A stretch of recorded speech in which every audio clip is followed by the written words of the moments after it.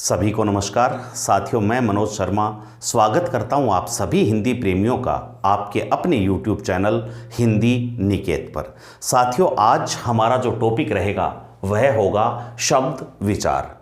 भाषा की एक महत्वपूर्ण इकाई होता है शब्द। आपने पिछली कक्षाओं में जब वर्ण विचार पढ़ रहे थे तो आपने पढ़ा कि भाषा की लघुतम इकाई ध्वनि है। ध्वनि का लिखित रूप ही वर्ण है। इस आधार पर हम कह रहे थे कि भाषा की सबसे छोटी इकाई ध्वनि या वर्ण होती है। लेकिन यहाँ आपको ध्यान देना है कि अर्थ के दृष्टिकोण से भाषा की लघुतम सार्थक इकाई की अगर हम बात करें तो वह होगी शब्द। साथियों, वर्ण भाषा की सबसे छोटी इकाई जरूर है, लेकिन वर्ण का अपने आप में कोई स्वतंत्र और निश्चित अर्थ नहीं होता। इसलिए अर्थ के आधार पर जब हम बात करें तो भाषा की सबसे छोटी इकाई कौन सी है, तब हमारा उत्तर होता है कि भाषा की सार्थक लघुतम इकाई शब्द है। शब्द को किस तरह से हम परिभाषित कर सकते हैं, तो हम सभी ने प्रारंभिक कक्षा की व्याकरण पुस्तकों में पढ़ा है कि वर्णों का सार्थक समूह शब्द कहलाता है। इसी परिभाषा को हम थोड़ा सा और विस्तृत रूप दें तो हम कह सकते हैं कि एक या एक से अधिक वर्णों का स्वतंत्र और सार्थक समूह शब्द कहलाता है। साथियों, एक वर्ण भी कई बार शब्द के रूप में प्रस्तुत हो सकता है। इसलिए हम कह सकते हैं कि एक या एक से अधिक, यानी एक वर्ण के शब्द की अगर हम बात करें तो हम कह सकते हैं आ। किसी को हम बुला रहे हैं और कह रहे हैं कि आ, तो इसका मतलब क्या हुआ, यहां ये जो आ एक वर्ण है, लेकिन इस स्थान पर वह वर्ण के रूप में प्रयुक्त नहीं हो रहा है, बल्कि वह शब्द की भूमिका में अपना एक निश्चित अर्थ प्रकट कर रहा है, स्वतंत्र अर्थ प्रकट कर रहा है। इसलिए यहां यह आ वर्ण न होकर शब्द है। तो एक या एक से अधिक वर्णों का समूह है, स्वतंत्र अर्थ प्रकट करता है, तो उसे हम कहते हैं शब्द। दूसरी चीज देखिए, शब्दांश। एक और चीज आपके सामने आती है, शब्दांश किसे कहा जाए। साथियों, भाषा में ऐसी भी ध्वनियां होती हैं जो वर्ण या वर्ण समूह से मिलकर बनी हैं, लेकिन उनका अपना कोई निश्चित अर्थ नहीं होता, और वही ध्वनियां जब किसी शब्द के प्रारंभ में या अंत में जोड़ दी जाती हैं तो वे सार्थक हो जाती हैं। ऐसी जो हमारे जो वर्ण समूह होते हैं उन्हें हम शब्दांश कहते हैं। देखिए कि वर्ण या वर्ण समूह है जिसका स्वतंत्र रूप से कोई अर्थ नहीं होता। साथियों, स्वतंत्र रूप से अर्थ का मतलब होता है कि कोई वर्ण समूह तभी शब्द बनता है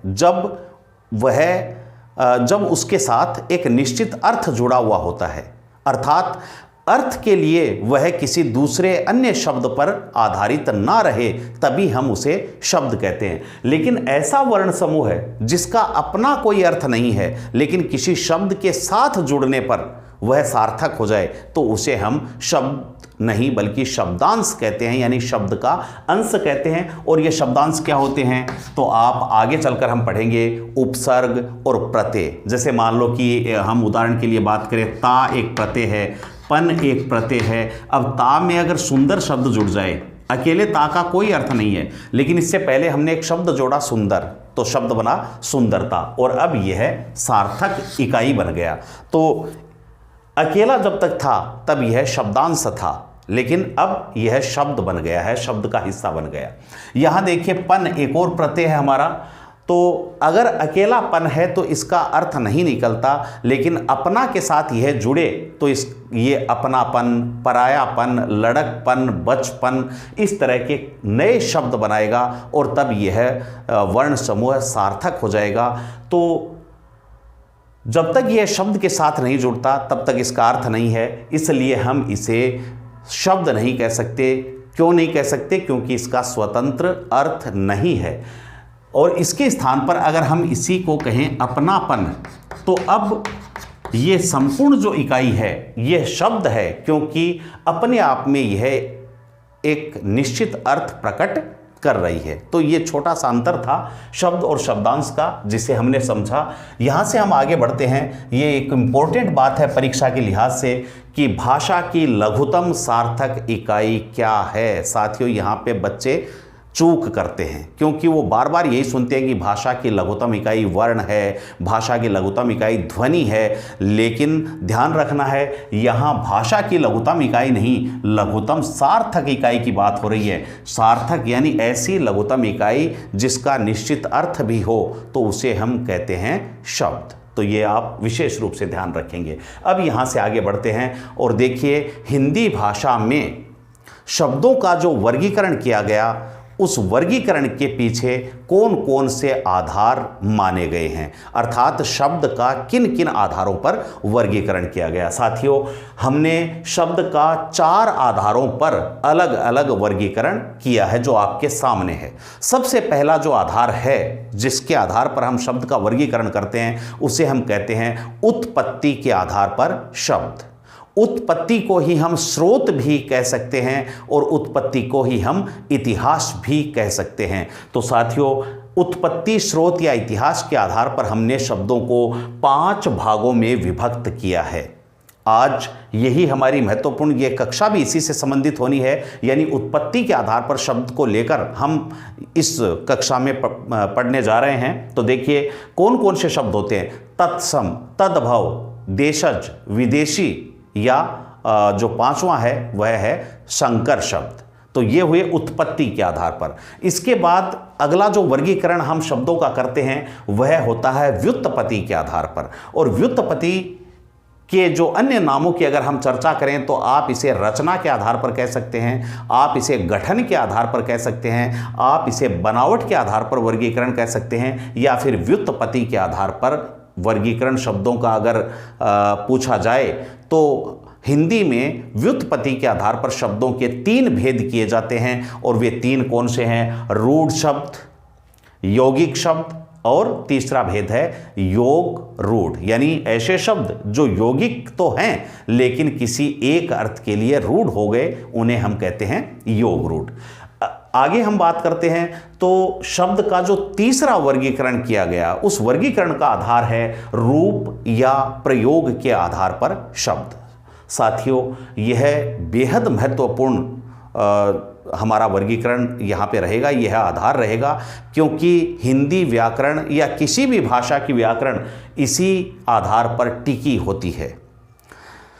इंग्लिश में जिसे आप पार्ट्स ऑफ स्पीच कहते हैं, उसी को हम हिंदी में रूप या प्रयोग के आधार पर शब्द कहते हैं। इस आधार पर हम शब्दों को 2 भागों में विभक्त करते हैं, एक विकारी शब्द और दूसरा अविकारी शब्द। साथियों, विकारी शब्द, विकार शब्द का अर्थ होता है जिसमें बदलाव हो जाता है, अविकारी यानी जिनमें बदलाव नहीं होता है। अविकारी शब्द का एक नाम अव्यय भी है। तो आप जानते हैं कि 4 हमारे विकारी शब्द हैं हिंदी में और 4 ही अविकारी शब्द हैं। उनके बारे में हम जब रूप या प्रयोग के आधार पर शब्द पढ़ेंगे तब विस्तार में चर्चा करेंगे। इसके बाद हम बात करते हैं जो चौथा और अंतिम वर्गीकरण हम शब्दों का करते हैं, वह करते हैं अर्थ के आधार पर।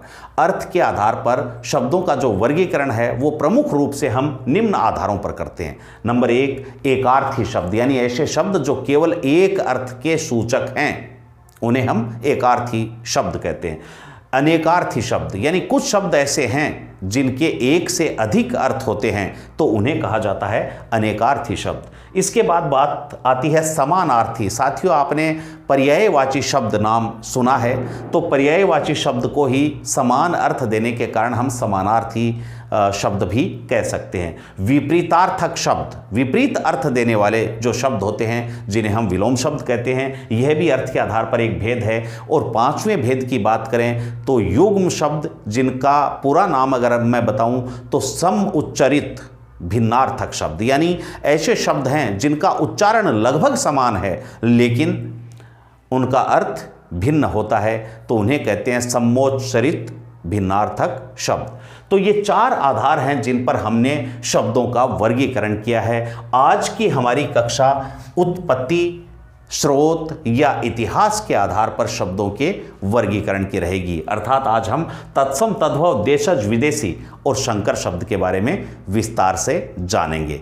अब साथियों, हम आज का अपना टॉपिक शुरू करते हैं और आज का टॉपिक है उत्पत्ति, स्रोत या इतिहास के आधार पर शब्दों का वर्गीकरण। साथियों, परीक्षा में इन तीनों में से कोई भी नाम आ सकता है और कई बार एक नाम और भी जोड़ा जा सकता है इसमें, जिसे हम कह सकते हैं विकास। यानी विकास के आधार पर यह शब्द भी अगर जोड़ दिया जाए तो आप ध्यान रखें, उत्पत्ति के आधार पर कहें, स्रोत के आधार पर कहें या इतिहास के आधार पर कहें या फिर विकास के आधार पर कहें, तो शब्दों को हमने 5 भागों में विभक्त किया है और उन 5 के नाम आपको बताए गए। यहाँ पर आप 3 जो भेद हैं उनके बारे में यहाँ पर हम एक बार पढ़ेंगे और उसके बाद उन 2 भेदों को आगे देखते हैं। तो साथियों, कई बार परीक्षा में विद्यार्थियों के साथ एक दुर्घटना होती है और दुर्घटना यह होती है कि वो कंफ्यूज हो जाते हैं, उत्पत्ति या व्युत्पत्ति इन नामों में कंफ्यूज होते हैं। तो ध्यान रखिएगा, उत्पत्ति के आधार पर, स्रोत के आधार पर और इतिहास के आधार पर शब्दों का वर्गीकरण तत्सम, तद्भव, देशज, विदेशी और संकर शब्द के रूप में किया जाता है। अब हम शुरू करते हैं। सबसे पहले देखते हैं कि जो पहला शब्द इसका भेद है वह है तत्सम शब्द। साथियों, तत्सम शब्द, इस शब्द को देखो, यहाँ 2 इसमें शब्द हैं, एक है तत् और दूसरा है सम।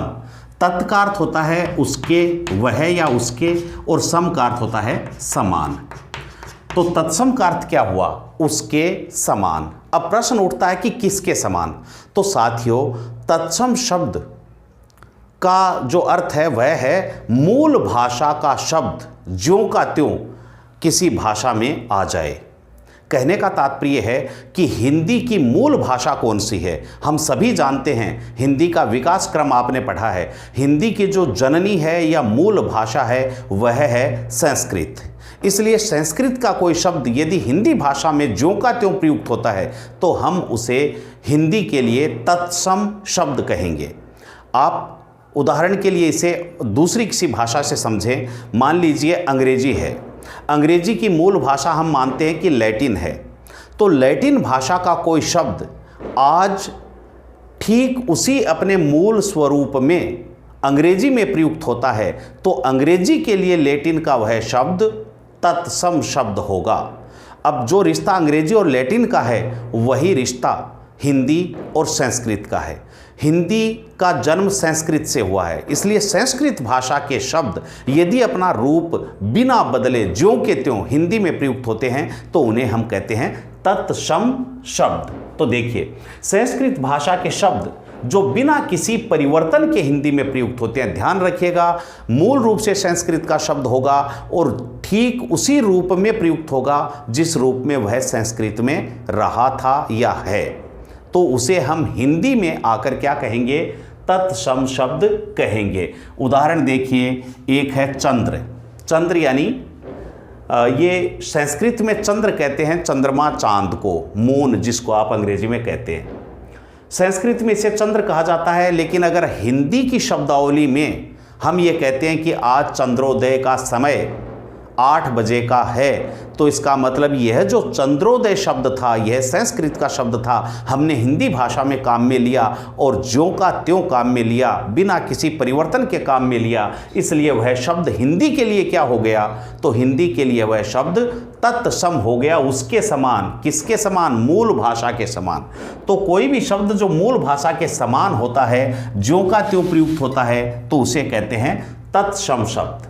दूसरा देखिए, सूर्य संस्कृत का शब्द है और हम हिंदी में धड़ल्ले से सूर्य को सूर्य के रूप में, कभी सूरज भी कहते हैं लेकिन सूर्य कहते हैं, तो यह तत्सम शब्द है। ग्रह, जो हमारे प्लेनेट हैं उनको हम ग्रह हिंदी में भी प्रयुक्त करते हैं तो यह तत्सम शब्द होगा।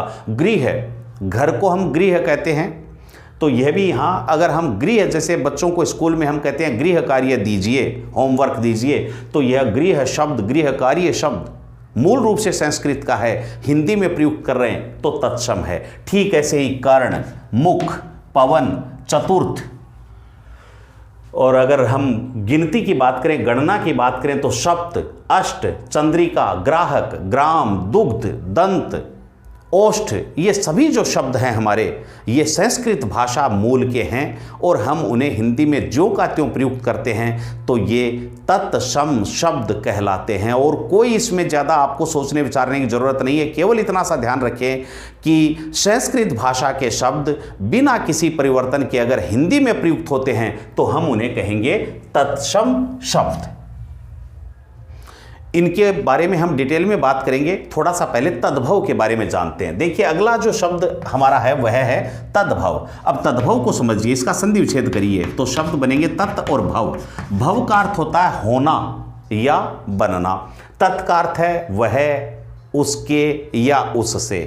तो तद्भव का अर्थ क्या हुआ? तद्भव का अर्थ हुआ उससे बने हुए शब्द जो हैं वे क्या कहलाएंगे? तद्भव। किससे बने हुए शब्द?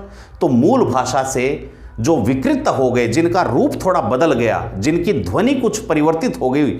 अब इसके पीछे कारण कुछ भी रहा होगा, उच्चारण दोष हो सकता है, समय का अंतराल हो सकता है, धीरे धीरे उच्चारण में बदलाव हो सकता है, जिसके कारण जो संस्कृत का मूल शब्द था उसमें कुछ ध्वनिगत परिवर्तन हुआ और उस परिवर्तन के बाद वह हिंदी द्वारा अपना लिया गया।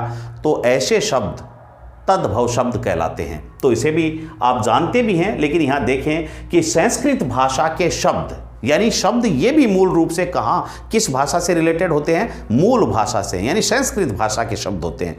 संस्कृत भाषा के वे शब्द जो कुछ परिवर्तन के साथ, ये ध्वनिगत परिवर्तन उनके साथ होता है और उस परिवर्तन के साथ हिंदी में प्रयुक्त हो रहे हैं। हिंदी में जो तद्भव शब्दों का एक विशाल शब्द भंडार है, जो हिंदी की अपनी एक निधि है, खजाना है, तो वह तद्भव है।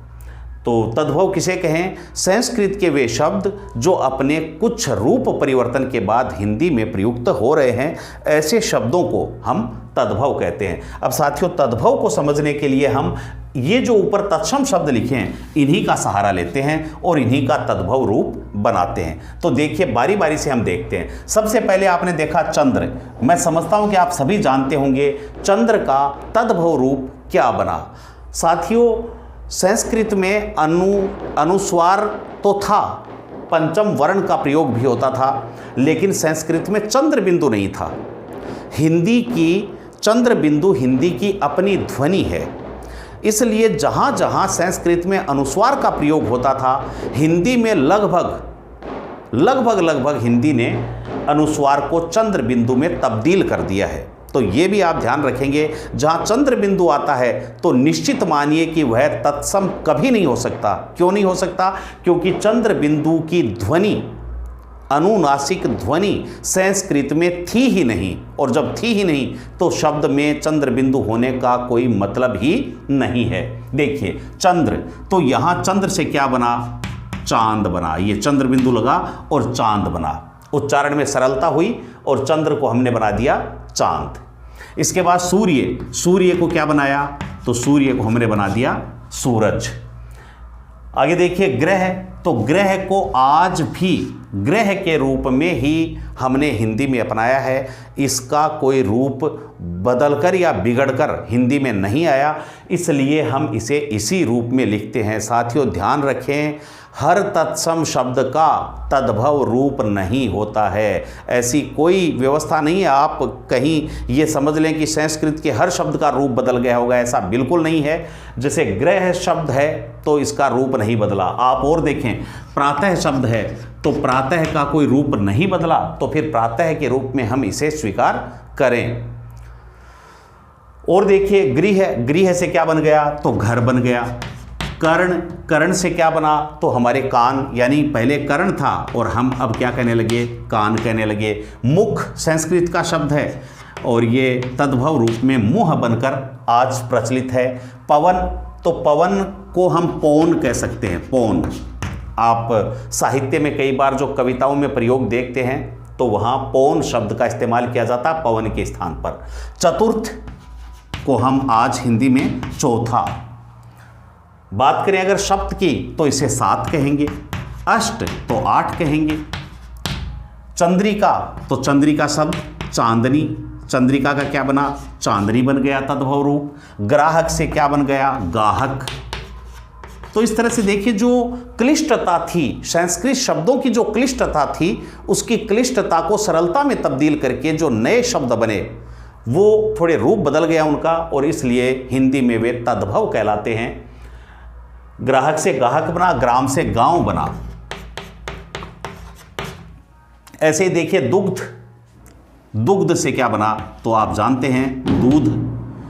दंत से दांत। इस तरह से हमारे जो तत्सम शब्द हैं उनका रूप बदलकर, संस्कृत के शब्दों का जहां रूप बदलकर हिंदी में प्रयुक्त होते हैं तो उन्हीं को हम कहते हैं तद्भव। ये आप ध्यान रखेंगे। एक बार स्क्रीनशॉट ले लें, क्योंकि मैं तत्सम और तद्भव के बीच एक और कड़ी आती है और कई बार परीक्षा में उसके भी प्रश्न पूछ लिए जाते हैं, तो उनकी भी हम थोड़ी सी बात यहाँ करेंगे और उसके बाद हम बात करेंगे देश शब्द की।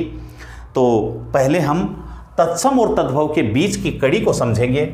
आप स्क्रीनशॉट लेना चाहें तो एक बार इसका ले सकते हैं। साथियों, यद्यपि हम उत्पत्ति के आधार पर जो वर्गीकरण करते हैं उसे तत्सम, तद्भव, देशज, विदेशी और संकर 5 रूपों में हमने विभक्त किया है, लेकिन कई बार प्रश्न जो पूछ लिया जाता है कि एक होता तत्सम, दूसरा होता है हमारा इधर लिखते हैं हम तद्भव, लेकिन इन दोनों के बीच की एक कड़ी है जिसको कहा जाता है अर्ध तत्सम, अर्ध तत्सम, आधे तत्सम। तो यह अर्ध तत्सम क्या है, जिसको हमने वर्गीकरण में लिखा नहीं था, लेकिन फिर भी उसके बारे में हम चर्चा कर रहे हैं और यह चर्चा करनी जरूरी है, क्योंकि आजकल परीक्षाओं में अर्ध तत्सम रूप भी पूछ लिया जाता है। आप जानते हैं कि हिंदी का विकास वैदिक संस्कृत, वैदिक के बाद लौकिक संस्कृत, लौकिक के बाद पाली, फिर प्राकृत, प्राकृत के बाद आती है अपभ्रंश, अपभ्रंश के अवहट रूप से निकलती है हमारी हिंदी, वहाँ से हिंदी का उदय होता है। तो संस्कृत से चले हुए शब्द जब पाली और प्राकृत से होकर गुजरे तो उस लंबे समय अंतराल में, समयावधि में संस्कृत के उन शब्दों में काफ़ी परिवर्तन हुआ, और वह परिवर्तन प्राकृत भाषा बोलने वालों के उच्चारण दोष की वजह से हुआ। इसलिए आज हम हिंदी में उस परिवर्तित रूप को तो ग्रहण नहीं किया हिंदी ने, लेकिन फिर भी उन शब्दों का जो प्राकृत भाषी बोला करते थे उनका हमें ज्ञान होना चाहिए, क्योंकि हमारा शब्द तद्भव रूप पहुँचने से पहले इसी प्राकृत भाषा बोलने वालों के यहाँ से होकर गुजरा है। तो हमारा वह शब्द जो यात्रा करता है उसके बीच में कौन कौन से पड़ाव आते हैं, उन पड़ावों को हमें जानना जरूरी है, और उन्हीं में एक पड़ाव है जिसको हम कहते हैं अर्ध तत्सम। देखिए एक शब्द ले लें हम, जैसे कार्य, एक और शब्द हम ले लें यहाँ पे अक्षर, एक और शब्द हम ले लें अग्नि, संस्कृत के शब्द हम ले रहे हैं, एक और शब्द ले सकते हैं आप आज्ञा। साथियों, ये तत्सम शब्द हैं और आप जानते हैं इनको भली भांति कि ये संस्कृत भाषा के मूल शब्द हैं जो ज्यों के त्यों हिंदी में भी प्रयुक्त होते हैं। अब कार्य को तद्भव रूप में हम आज क्या कहते हैं, तो काज कहते हैं। अक्षर को तद्भव रूप में क्या कहा जाता है, तो तद्भव इसका बना आखर। अग्नि की बात करें तो तद्भव रूप क्या है, आग। और अगर आज्ञा की बात करें तो आन। अब देखिए ये थे तत्सम और ये है इनका तद्भव रूप जो हिंदी में रूप बदल कर आया, लेकिन इसके बीच एक पड़ाव और रहा, और वह क्या रहा, कार्य जब प्राकृत भाषा वालों का उच्चारण था तो वहाँ पे ये है बना कारज।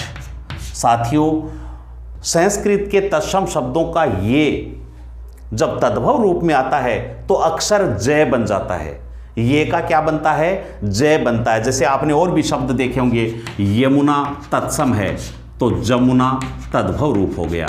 ऐसे हम कहते हैं यम तत्सम तो जम तद्भव, यजमान तत्सम तो जजमान तद्भव, यानी ये का जय बनता है उच्चारण में सरलता के आधार पर। तो ऐसे ही जो प्राकृत भाषी लोग थे उन्होंने कार्य को कारज कहना शुरू किया, जो हलंत रय था उसे उन्होंने स्वर सहित रय बना दिया, और तद्भव रूप में आते आते यह बन गया काज। ऐसे ही अक्षर शब्द था संस्कृत का, जो प्राकृत भाषी लोगों ने इसका उच्चारण किया अच्छर। क्या उच्चारण किया, अक्षर, और जब ये हिंदी में तद्भव रूप में अपनाया गया तो यह बन गया आखर। इसके अलावा देखिए अग्नि, इसका जो रूप प्राकृत भाषा में था वह था अगिन और हिंदी में बन गया आग। ऐसे आज्ञा, तो इसे उन्होंने आज्ञा कहा, प्राकृत भाषा वालों ने आज्ञा कहा और हिंदी ने इसे आन के रूप में स्वीकार कर लिया। तो इस तरह से एक कड़ी बीच में और जुड़ती है और उसे हम कहते हैं अर्ध तत्सम शब्द। तो साथियों, अगर पूछ लिया जाए अर्ध तत्सम शब्द किसे कहते हैं, तो संस्कृत के शब्द प्राकृत भाषियों के द्वारा उच्चारण दोष से जिस रूप में बदले उसे हम अर्ध तत्सम शब्द कहते हैं। फिर वहाँ से आगे शब्द ने जब विकास यात्रा की तो वह तद्भव रूप लेकर हिंदी में शामिल हो गया। यहाँ एक और बात का आपको ध्यान रखना है, जरूरी नहीं है कि हर शब्द का अर्ध तत्सम रूप भी हो। हर तत्सम का, जैसे मैंने पहले कहा था कि संस्कृत के हर शब्द का तद्भव नहीं होता है।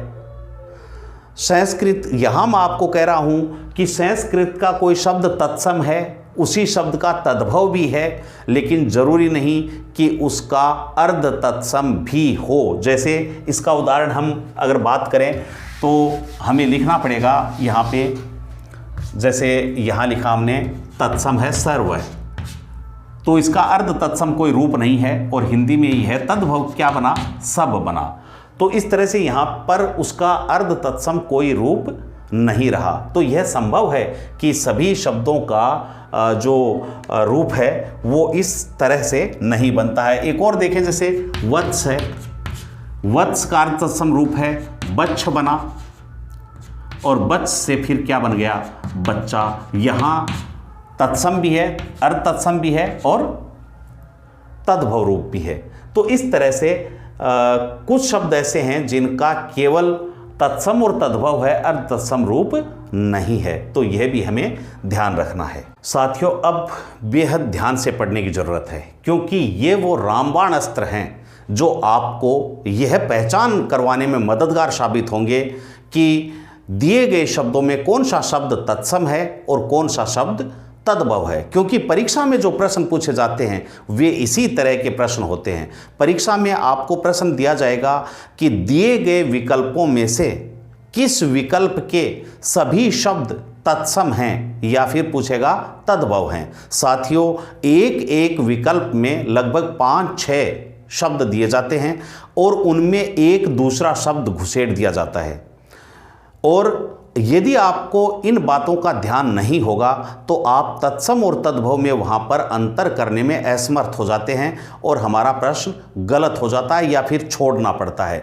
तो मैं आपसे वादा करता हूँ कि आप इन बातों पर, इन नियमों पर थोड़ा ध्यान दें। यद्यपि ये कोई बनाए गए निश्चित नियम नहीं है, लेकिन परीक्षा के लिहाज से आपके लिए 100% सटीक नियम हैं, तो इनका आप ध्यान रखें।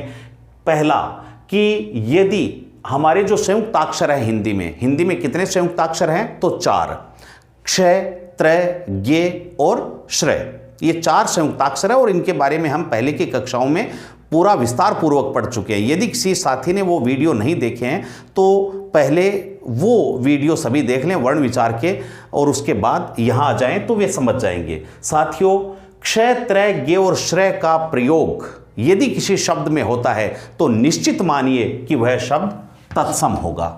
इसका कारण क्या है?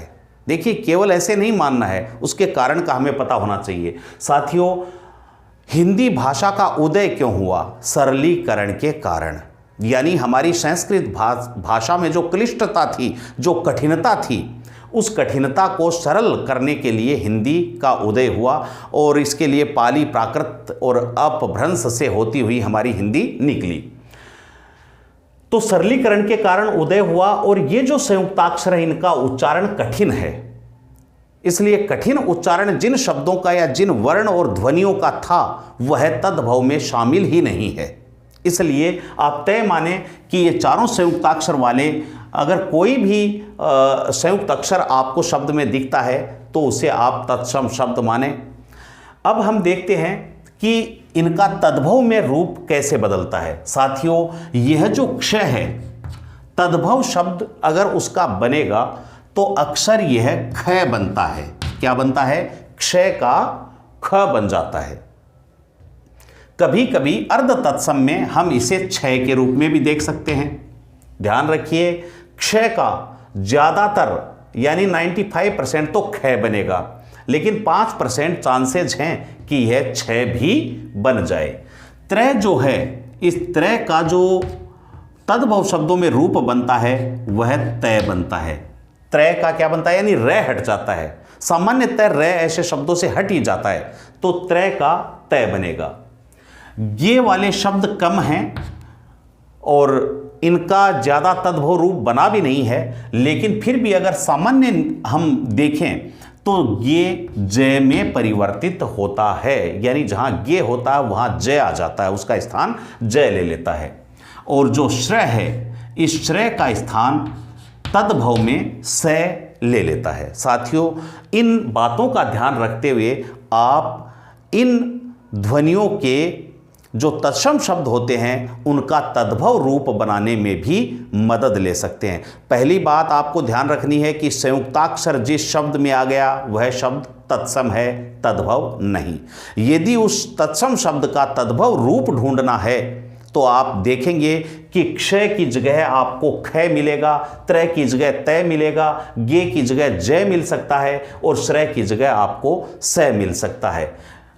अगर इसके आधार पर हम उदाहरणों की बात करें तो देखिए, एक शब्द लेते हैं हम सबसे पहले। चलो इसको पढ़ा रहने दें, हम नीचे करते हैं इसे।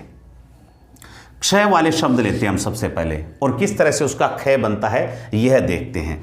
तो एक शब्द है हमारे पास, हम कह सकते हैं अक्षर, हम कह सकते हैं अक्षय।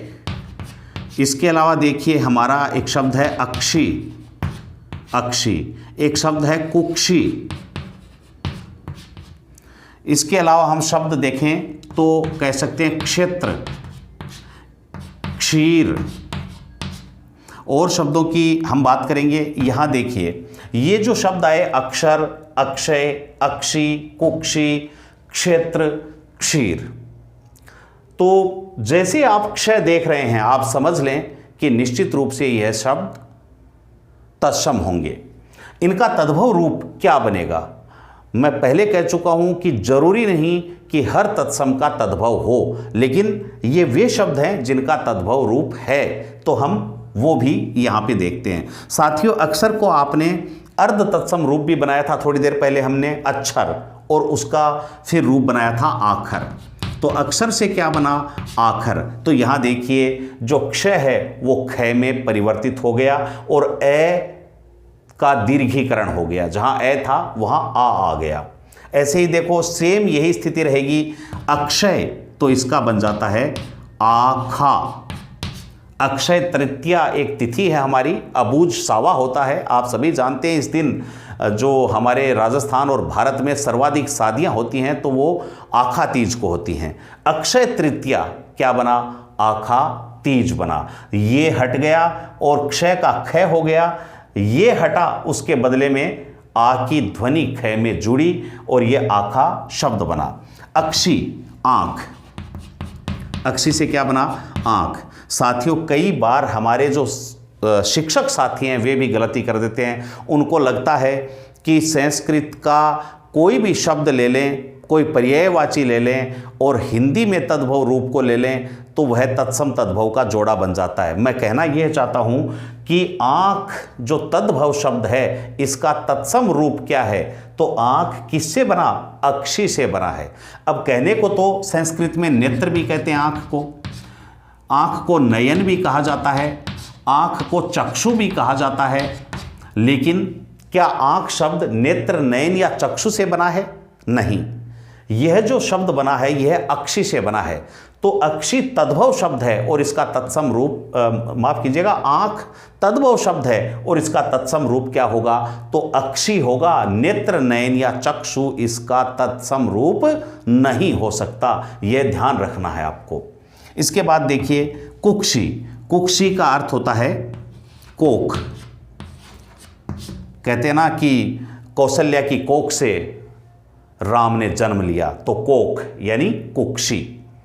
ऐसे ही देखिए हमने लिखा क्षेत्र, तो क्षेत्र से क्या बन गया, खेत। यहाँ आपके दो संयुक्ताक्षर आ गए हैं, क्षय का ख बना, त्रय का तय बना। हमने यही लिखा त्रय किस में बदलता है, तय में, तो ये। फिर है आपका क्षीर, और ये हिंदी में तद्भव में क्या बन गया, तो खीर बन गया। तो इस तरह से हमें इन शब्दों को पहचानना है कि क्षय जो है वह ख में परिवर्तित होता है। इसके बाद हम त्रय की बात करते हैं कि त्रय वाले जो शब्द होते हैं वे किस में बदलते हैं। तो मैंने बताया कि जहाँ त्रय होता है वहाँ पर तय बन जाता है। शब्द लिखते अपन, एक शब्द देखिए छत्र, एक शब्द हम लिखते हैं मित्र, एक और शब्द लिखते हैं चित्रक। छत्र का जो तद्भव रूप है वह क्या बनेगा, तो छत्र है छाता बन गया। त्रय का र हटा और आ की ध्वनि जुड़ी शब्द में और शब्द बना छाता। मित्र र हटा और ई की मात्रा बड़ी हो गई और शब्द बना मीत। चित्रक आप जानते हैं, चित्रक कहते हैं चीता जो होता है उसे हम क्या कहते हैं, तो चीते को हम चित्रक कहते हैं। इसके अलावा अगर और शब्दों की हम बात करें, हम चैत्र भी लिख सकते हैं। शब्द है चैत्र, जो हमारे हिंदी महीनों का पहला महीना होता है चैत्र, और ये क्या बना, तो चैत बना। इस तरह से हम कह सकते हैं कि त्रय का रूपांतरण तय के रूप में होता है। आगे देखिए गे से बनने वाले शब्द मैं पहले ही कह चुका हूं कि कम हैं, लेकिन उदाहरण के लिए हम ले सकते हैं कि जैसे शब्द है अज्ञान, तो इसे हम कहेंगे तद्भव रूप क्या बनेगा, तो इसका अजान बनेगा। यानी गे किस में बदलेगा, तो गे जय में बदलेगा। अगर हम बात करें श्रेय की, जो हमारा एक और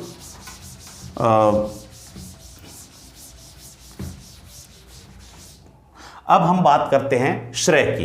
देखिए श्रेय का क्या बनता है, तो श्रेय का सय बनता है। तो ये शब्द देखते हैं हम, आप देखिए एक शब्द है श्रेष्ठी, इसके बाद एक शब्द है श्रृंगार, एक और शब्द हम देखते हैं वहाँ पे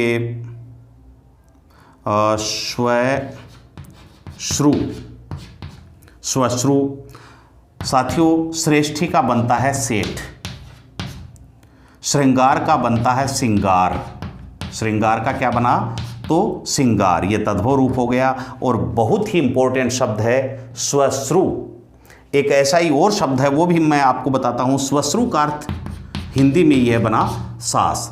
एक शब्द और होता है श्मश्रु, श्मश्रु इसका अर्थ होता है मूछ, यानी ये तद्भव रूप में बना, श्मश्रु का बना मूछ और स्वश्रु का बना सास। तो ये भी आप याद रखेंगे। एक और शब्द देखिए अश्रु, तो अश्रु इससे बना आंसू।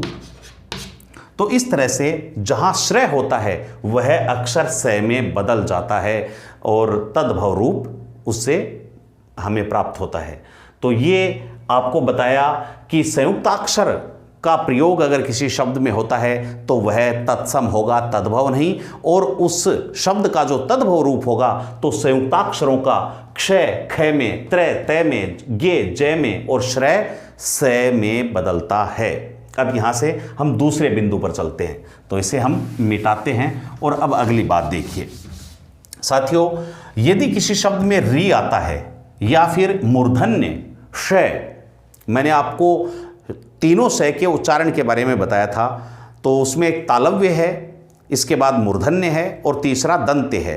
अक्सर हम दंत्य से ही बोलते हैं। राजस्थान की जो स्थिति है वो इसी प्रकार से है कि हम दंत्य शय का ही उच्चारण में प्रयोग करते हैं।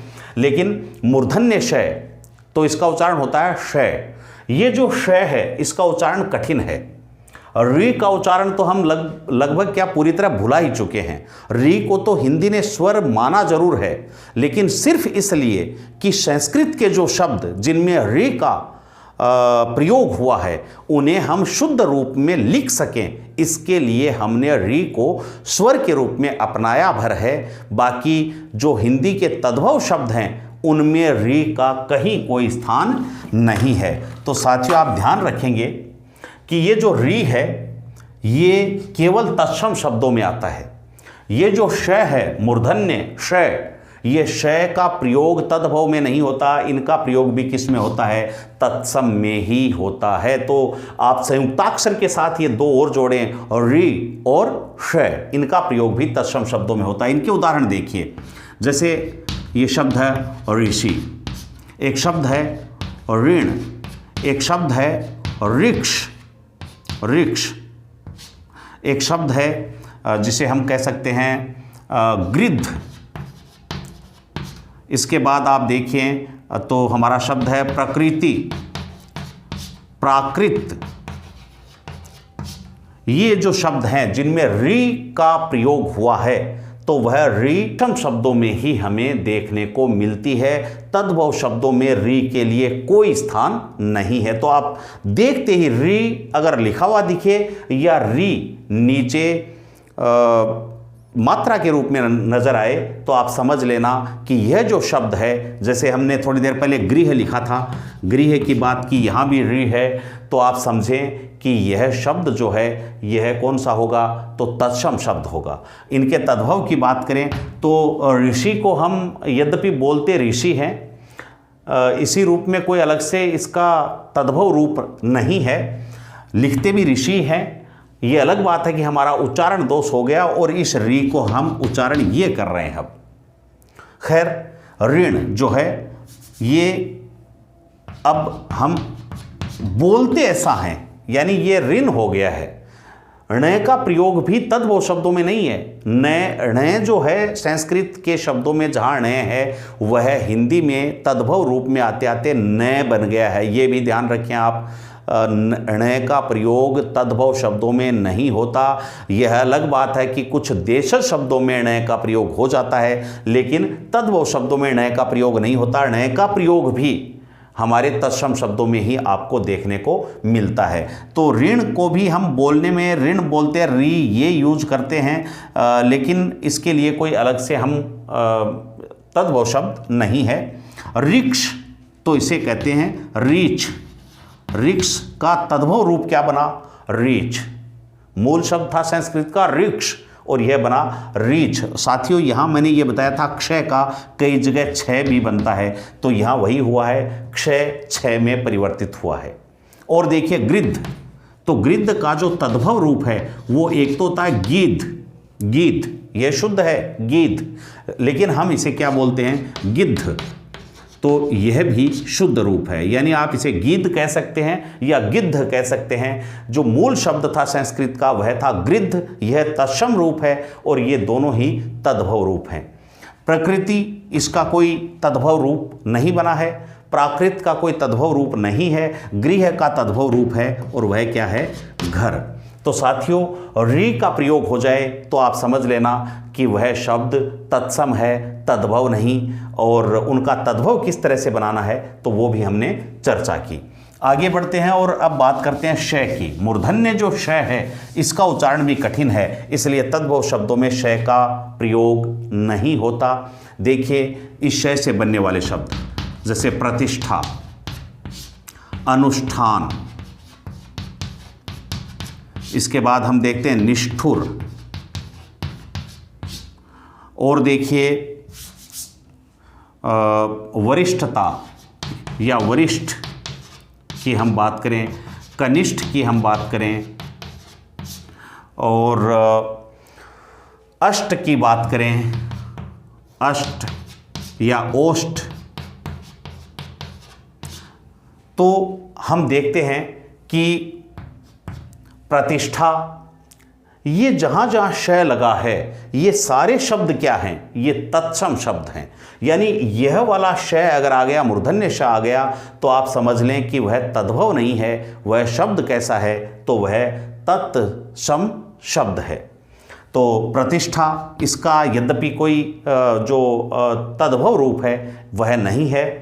अनुष्ठान, इसका भी कोई रूप नहीं है। जरूरी नहीं होता कि हर शब्द का तद्भव रूप हो, लेकिन हम इन शब्दों को मूल रूप में ही हिंदी में प्रयुक्त करते हैं, तत्सम रूप में इनको हम लिखते हैं। इसके बाद निष्ठुर, तो यह बन गया निठुर, यानी शय हट गया है और शब्द क्या बना, निठुर। वरिष्ठ, इसका कोई तद्भव रूप नहीं है, कनिष्ठ का तद्भव रूप नहीं है, अष्ट का तद्भव रूप बना 8। इसके बाद ओष्ठ है, तो इसका जो तद्भव रूप बना ओठ या होठ कह दिया जाता है इसे। तो जहाँ ये शय होता है वहाँ पर भी हम ये तय माने कि तत्सम शब्द है, तद्भव नहीं। इसके बाद आगे और अगले नियम की बात करते हैं। अब साथियों अगली बात करते हैं, ये देखिए एक और महत्वपूर्ण आपके लिए जो बिंदु है वो लेकर आया हूँ कि चंद्र बिंदु, ड़ और ढ। साथियों जब वर्ण विचार पढ़ाया था तो आपको मैंने बताया था कि ये ड़ और ये ढ, ये जो ध्वनियाँ हैं ये हिंदी की विशेष ध्वनियाँ हैं। क वर्ग का जो पंचम अक्षर होता है वह होता है ङ, और ट वर्ग में जो ध्वनि आती है एक आती है ड और एक आती है ढ, लेकिन इनके नीचे नुक्ता, ये बिंदी नहीं होती। ये जो है ये न तो ड है न ङ है, बल्कि ये है ड़, जिसे हम सड़क में लिखते हैं। ड़ और ढ, यह है ढ। इन दोनों ही ध्वनियों का प्रयोग, और साथ ही साथ एक और जोड़ें आप, चंद्र बिंदु का प्रयोग, इन 3 ध्वनियों का प्रयोग, यानी चंद्र बिंदु, ड़ और ढ, ये 3 ध्वनियां संस्कृत में नहीं हैं, कभी थी ही नहीं। इसलिए यदि किसी शब्द में चंद्र बिंदु लगा हुआ है, यदि किसी शब्द में ड़ आ गया, यदि किसी शब्द में ढ आ गया, तो निश्चित मानिए वह शब्द तत्सम तो बिल्कुल नहीं हो सकता। फिर क्या हो सकता है, या तो वह तद्भव होगा या फिर देशज होगा। तो यह भी पहचान करवाने में आपकी मदद करेगा। मान लीजिए एग्जामिनर ने प्रश्न दिया कि दिए गए विकल्पों में से किस विकल्प में सभी शब्द तत्सम हैं, और उन विकल्पों को आप देख रहे हैं और किसी शब्द के नीचे ये नुक्ता लगा हुआ है, ड़ या ढ के नीचे नुक्ता लगा हुआ है, तो साथियों निश्चित मानिए कि वह शब्द तत्सम कभी नहीं हो सकता। क्यों नहीं हो सकता? चंद्र बिंदु लगी है तो शब्द तत्सम नहीं हो सकता। क्यों नहीं हो सकता? क्योंकि संस्कृत में ये 3 ध्वनियाँ थी ही नहीं कभी, इसलिए संस्कृत में इनका प्रयोग नहीं हो सकता। इनका प्रयोग या तो होगा तद्भव शब्दों में या फिर हमारे देशज शब्दों में इनका प्रयोग होगा। यह बात आपको विशेष रूप से ध्यान में रखनी है। जैसे देखिए व्युत्पत्ति के आधार पर हम शब्दों की बात करते हैं, कई जगह ऐसा लिखा हुआ मिलता है रूढ़, रूढ़ शब्द। साथियों अगर हम बात करें यह रूढ़ शब्द किस भाषा का है, यानी तत्सम है या तद्भव, तो आप इसे तत्सम नहीं कह सकते अगर नीचे नुक्ता लगा हुआ है तो, क्योंकि संस्कृत का शब्द था वह था रूढ़। और यदि आप इसे सही शुद्ध रूप में लिखते हैं तो ऐसे लिखना चाहिए, और यदि इस रूप में यह लिखा हुआ है तो आप कह सकते हैं कि यह तद्भव है, जबकि यह शब्द तत्सम है, क्योंकि तत्सम जो संस्कृत है उसमें नुक्ता नहीं लग सकता। तो ये ध्यान रखेंगे आप। ये जो भी शब्द होंगे वो या तो हमारे तद्भव होंगे या फिर देशज होंगे, इस बात का आपको विशेष रूप से ध्यान रखना है। उदाहरण के लिए आप इन शब्दों को देखें, आपने देखा आँख, आपने देखा चांद, आपने देखा चांदनी, इन शब्दों में चंद्र बिंदु लग रही है, तो निश्चित रूप से ये शब्द क्या हैं? ये तद्भव शब्द हैं, ये तत्सम शब्द नहीं हैं। इनके तत्सम की हम बात कर चुके हैं। ड़ ढ वाले शब्दों की हम आगे बात करेंगे। आगे और बढ़ते हैं। देखिए किस तरह से जो तत्सम शब्द हैं वो तद्भव बनते हैं, तो उनकी ध्वनि कैसे बदलती है, अब हम ये बात करते हैं। साथियों इन बातों पर आप गौर करें कि तत्सम शब्दों के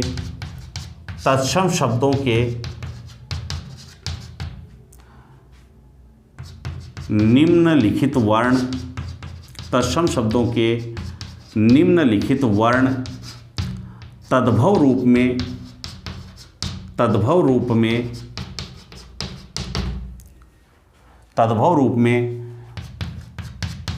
निम्नानुसार परिवर्तित होते हैं। तो ये थोड़ा सा हम देखेंगे, यह हमारे लिए बड़ी महत्वपूर्ण बात है। जैसे तत्सम का कै, यानी इधर मैं लिख रहा हूँ आपके लिए तत्सम, और इधर आपके लिए कि तद्भव में उसमें क्या परिवर्तन होगा वह इधर लिखते हैं। देखिए तत्सम का कै तद्भव में क्या बन जाता है, गै बन जाता है। एक बात, तत्सम का ये तद्भव में जय बन जाता है। तत्सम का टे तद्भव में ड़ बन जाता है, ये ध्यान रखेंगे आप। तत्सम का ये जो आपका ड है ये भी तद्भव रूप में आते आते ड़ बन जाएगा। तत्सम का ढ ये तद्भव में आते आते ढ बन जाता है। तो ये इन शब्दों को भी आप विशेष रूप से ध्यान दें, यानी कै का गै बनेगा, ये का जय बनेगा, टे का ड़ बनेगा तद्भव में, डे का ड़ बनेगा और ढ का ढ बनेगा। ये हमारी विशेष मदद करेंगे। अगर इनके साथ आप जोड़ना चाहो तो हम ये कह सकते हैं, ये भी आप लिख सकते हैं क्षय का ख या क्षय बन सकता है। एक स्क्रीन पर अगर आप लेना चाहो तो आप ये भी कह सकते हैं, इधर वापस आप लिख लें तत्सम और ये हो गया आपका तद्भव। तो हम क्या कह सकते हैं कि क्षय किस में बदलेगा, ख में बदलेगा। त्रय या एक और लिख लें इसमें साथ में त्रि, ये किस में बदलेगा, तो तय में बदलेगा। और आप लिख लें ये, तो ये किस में बदलेगा, जय में बदलेगा। श्रेय, तो श्रेय किस में बदलेगा, श्रेय स में बदलेगा। ये इस तरह से तत्सम का तद्भव रूप जब बनता है तो यह परिवर्तन होता है। आप इसका स्क्रीनशॉट ले लें ताकि एक साथ स्क्रीन पे आपके पास ये चीज़ें हो जाएं। अब देखिए ये तो हम पढ़ चुके हैं, क्षय त्रय गे वगैरह ये तो पढ़ लिए हैं। अब हम इनकी बात करते हैं कि किस तरह से कै का गै, ये का जय, टे का ड़, डे का ढ और ढ का ढ होता है। शब्द देखिए आप, एक शब्द है जैसे प्रकट, जहां प्रकट है तो वह शब्द कौन सा है, यह तत्सम शब्द है। आप इधर लिख सकते हैं तत्सम, यह है तत्सम। और प्रकट का तद्भव रूप क्या बनेगा, तो वह देखिए प्रकट कै का क्या हो जाएगा, तो कै का गै हो जाएगा और प्रगट। इसके बाद देखिए भक्त, और हिंदी में तद्भव में ये क्या बन गया, भगत। ये इस तरह के जो परिवर्तन होते हैं। कंकण, तो कंकण का क्या बनेगा, कंगन, कंगन। यहाँ ये भी ध्यान रखें न जो है वह न में बदल जाता है। न का क्या बनता है, न। आप ये भी इसमें जोड़ सकते हैं। एक और आप लिख लें कि जो न है, माफ़ कीजिएगा, जो न है यह न में बदल जाता है। ये भी आपको थोड़ा ध्यान रखना है। तो कंकण ये बन गया कंगन। इस तरह से कै का क्या बनता है, गै बनता है। ये हमने देखा। इसके बाद देखिए ये और जय, इनका क्या संबंध है। तो ये और जय वाले शब्द अगर हम देखें तो आपको बताया था, एक शब्द है यमुना, एक शब्द है यजमान, एक शब्द है यम। तो इन शब्दों को जब हम देखेंगे तद्भव रूप में देखेंगे तो यमुना बन जाता है जमुना या जमुना, और यजमान बन जाता है जजमान, और यम बन जाता है जम। इस तरह से यमदूत तो जमदूत, अगर हम लिखें यमदूत तो यह शब्द क्या बनेगा, जमदूत।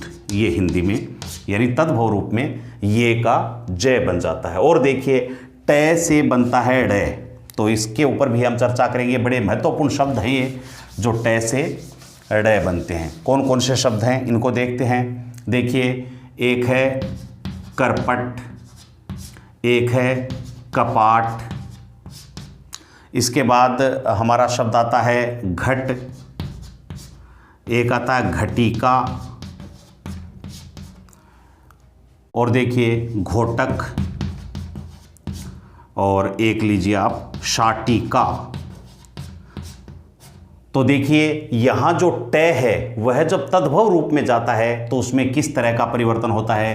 करपट, करपट से बना कपड़ा, करपट का बना कपड़ा, यानी टे का ड़, र हटा और आ की ध्वनि जुड़ी। कपाट, तो इसे हम कहते हैं किवाड़, ड़ बना। घट से बना आप जानते ही हैं घड़ा, घटिका से बनी घड़ी,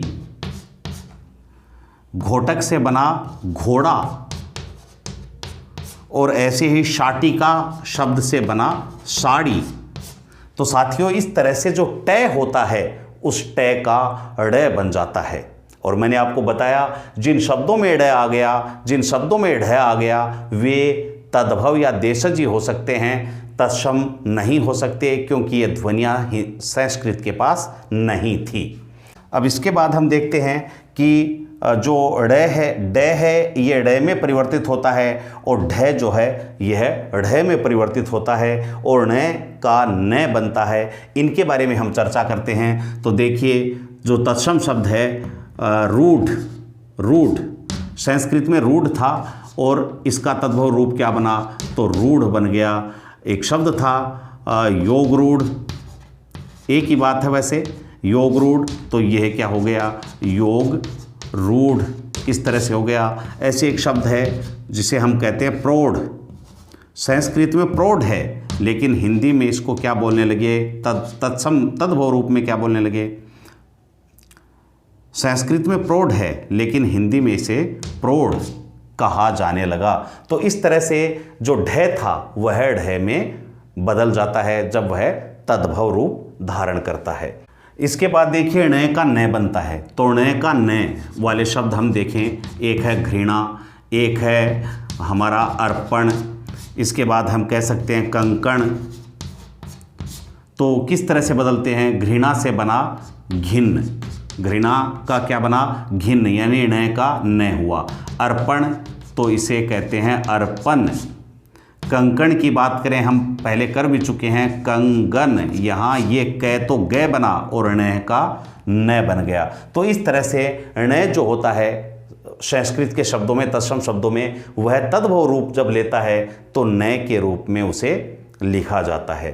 तो इस तरह से हमने ये डिटेल में पढ़ा कि जो तत्सम हैं और तद्भव हैं उनकी पहचान हम कैसे कर सकते हैं। अब साथियों, यहाँ से हम आगे बढ़ते हैं और तत्सम, तद्भव और अर्ध तत्सम की बात करने के बाद अब हम देशज शब्दों की तरफ चलते हैं।